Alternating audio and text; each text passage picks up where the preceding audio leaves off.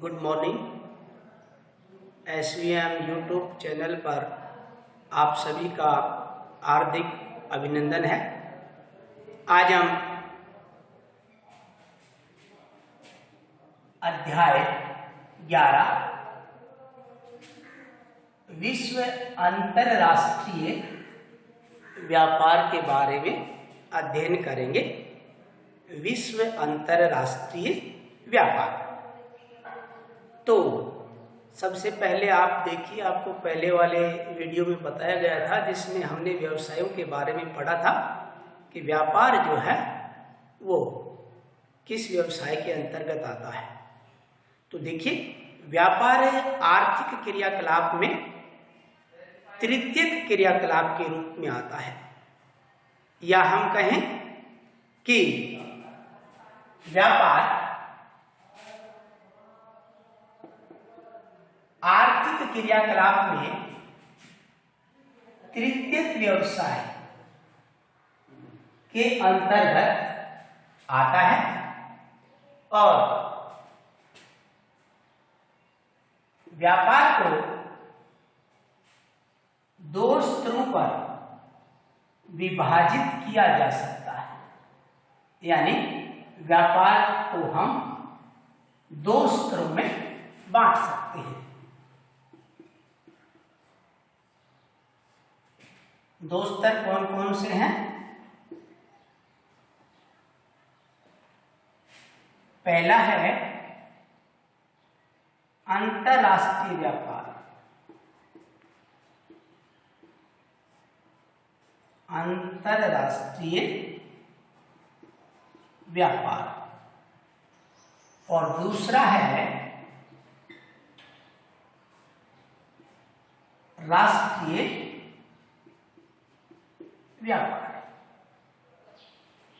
तो सबसे पहले आप देखिए, इसके दो स्तर हमने बना दिए, अंतरराष्ट्रीय और राष्ट्रीय।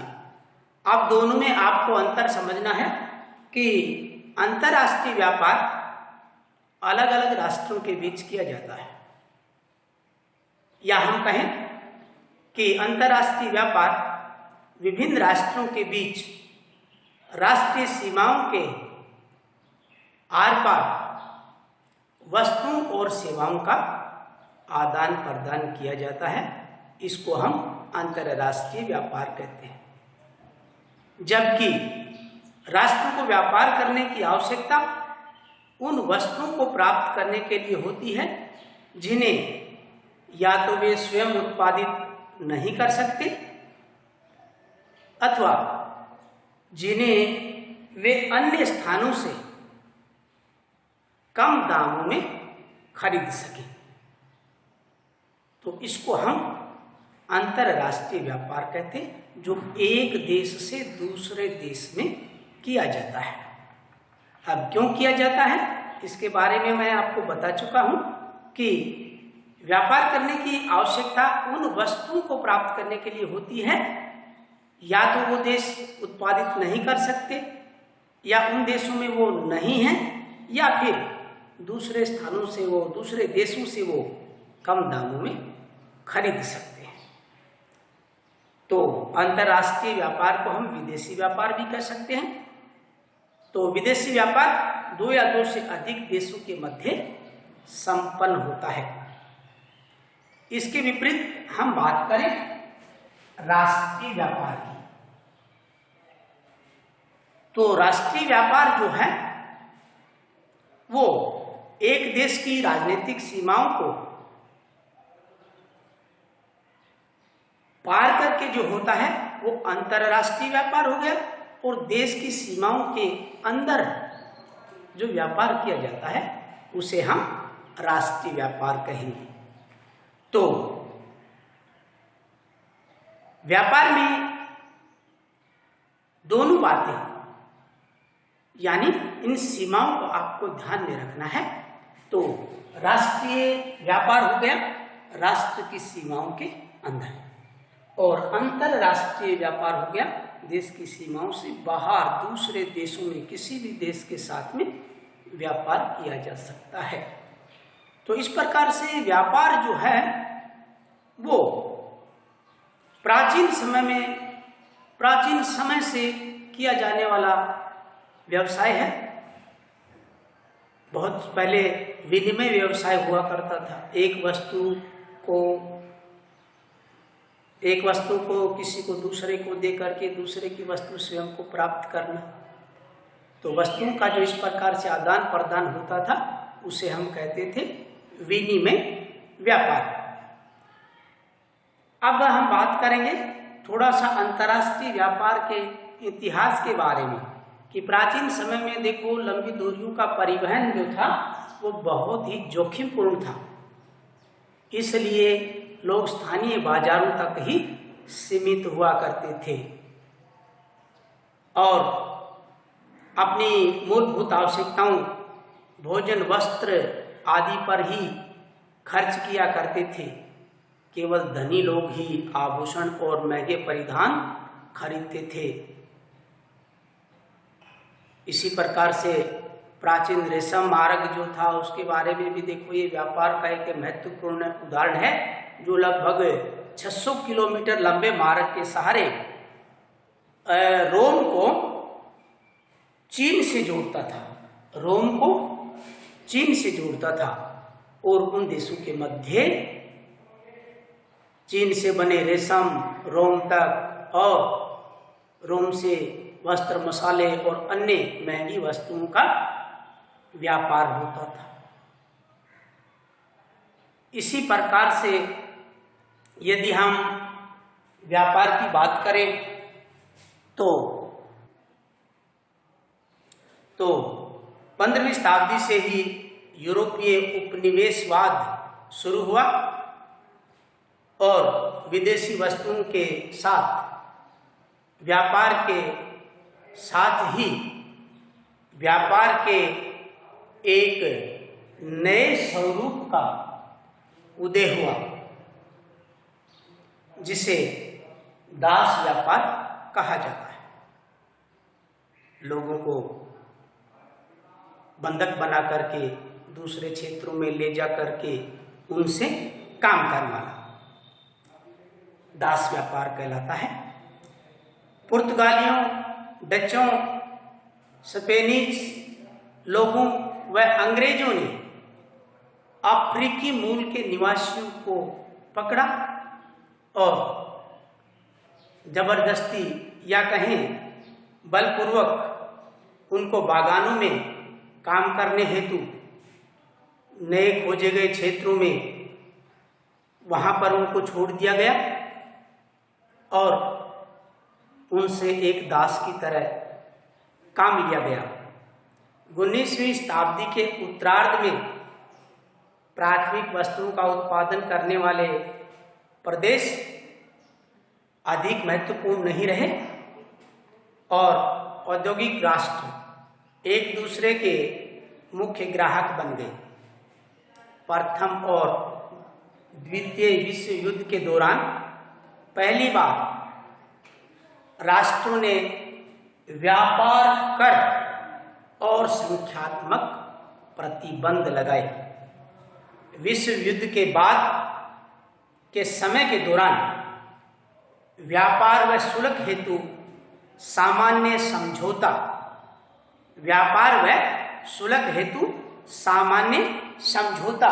जिसे हम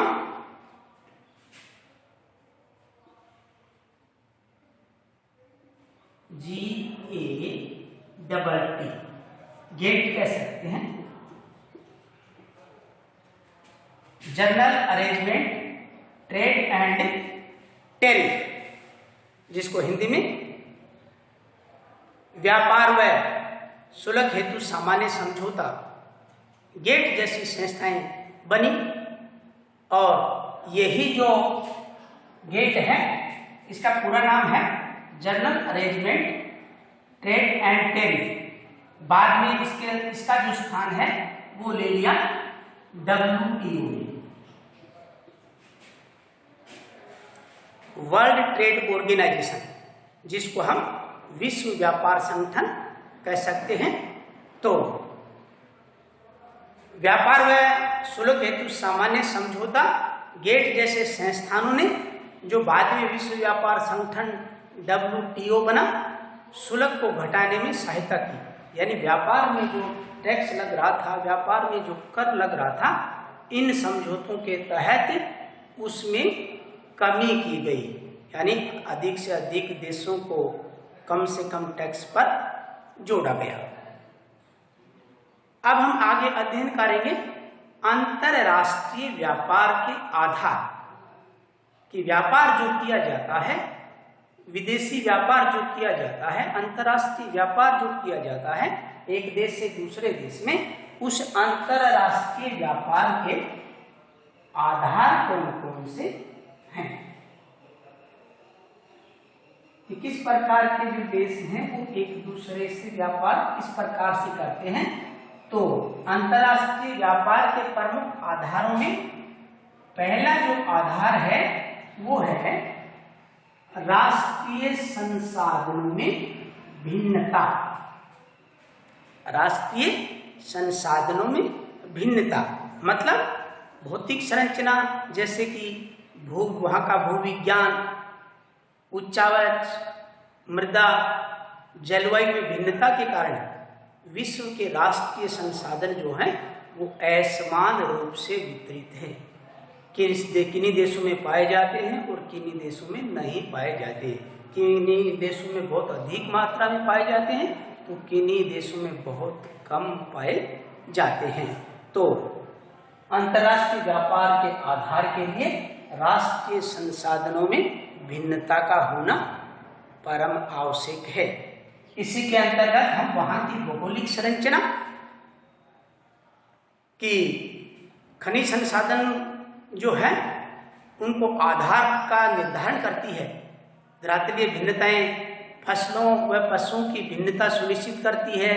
निम्न भूमि में कृषि संभाव्यता अधिक होती है। पर्वतीय क्षेत्र जो हैं वो पर्यटकों को आकर्षित करते हैं। इस प्रकार से देखा जाता है कि वहाँ की भौगोलिक संरचना इस प्रकार की है जो अंतर्राष्ट्रीय व्यापार को आधार प्रदान करती है। इसी के अंतर्गत तीसरा है खनिज संसाधन। खनिज संसाधन, तो देखिए खनिज संसाधन भी संपूर्ण विश्व में असमान रूप से वितरित है। खनिज संसाधनों की उपलब्धता औद्योगिक विकास को आधार प्रदान करती है। इसी के अंतर्गत अगला है वहाँ की जलवायु। तो जलवायु किसी दिए हुए क्षेत्र में जीवित रह जाने वाले पादप व वन्य प्राणियों के प्रकारों को भी प्रभावित करती है, सुनिश्चित करती है। जैसे ऊन उत्पादन ठंडे क्षेत्रों में हो सकता है, केला, रबर, कहवा उष्णकटिबंधीय क्षेत्रों में ही उग सकते हैं।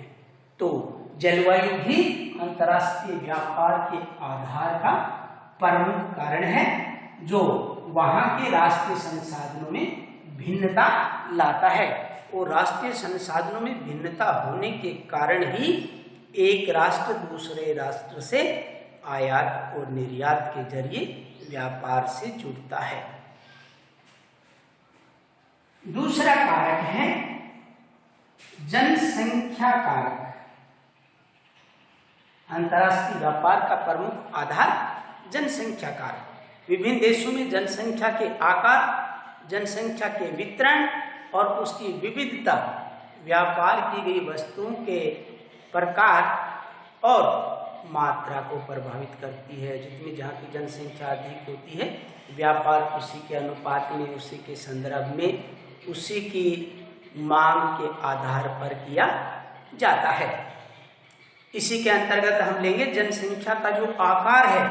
संघन बसाव वाले देशों में आंतरिक व्यापार अधिक होता है, बाहरी व्यापार कम होता है, क्योंकि कृषि और औद्योगिक उत्पादों का अधिकांश भाग जो है वहाँ के स्थानीय बाजारों में ही खपत हो जाता है। जनसंख्या का जीवन स्तर बेहतर गुणवत्ता वाले आयातित उत्पादों की मांग को निर्धारित करता है, क्योंकि विभिन्न जीवन स्तर के साथ केवल कुछ लोग ही महंगी वस्तुएं आयात करते हैं। इसी प्रकार से हम अगला जो है अंतर्राष्ट्रीय व्यापार के आधार में वहां के आर्थिक विकास की प्रावस्था को भी ले सकते हैं।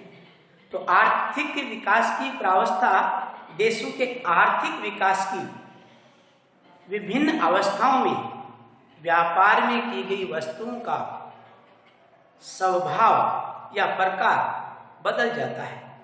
कृषि की दृष्टि से महत्वपूर्ण देशों में विनिर्माण की वस्तुओं के लिए कृषि उत्पादों का विनिमय किया जाता है।